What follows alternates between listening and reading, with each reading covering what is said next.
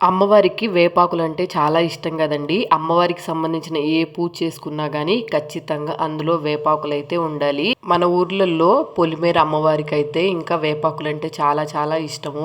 నేనైతే ఈరోజు బియ్యం మీద వేపాకులతో అమ్మవారి ఫోటోనైతే క్రియేట్ చేద్దాం అనుకున్నాను. నేను ఫస్ట్ ఒక పెద్ద ప్లేట్ తీసుకొని ఆ ప్లేట్ నిండా బియ్యం అయితే వేసుకున్నా అండి. అమ్మవారి బొమ్మ స్టార్ట్ చేసే ముందు అందులో కొంచెం పసుపు కుంకుమ అయితే చల్లుకున్నాను.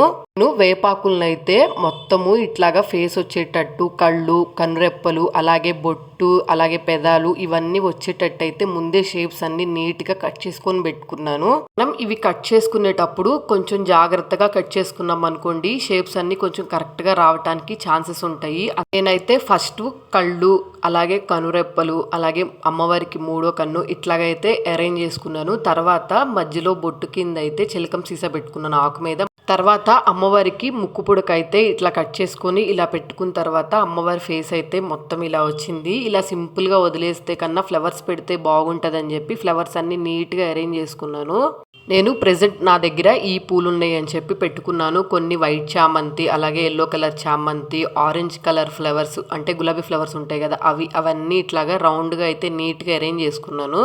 పూలన్నీ నీట్గా అరేంజ్ చేసుకున్న తర్వాత నా దగ్గర ఇంకా కొన్ని వేప మండలు అయితే ఉన్నాయి. అందుకని చెప్పి చుట్టూ 4 సైడ్స్ అయితే ఇలా పెట్టుకున్నాను. నీట్గా అమ్మవారి ఫోటో అయితే చాలా బాగా వచ్చింది కదా. మీకు ఎలా అనిపించింది కింద కామెంట్ సెక్షన్లో కామెంట్ చేయండి. నచ్చితే సబ్స్క్రైబ్ చేసుకోండి.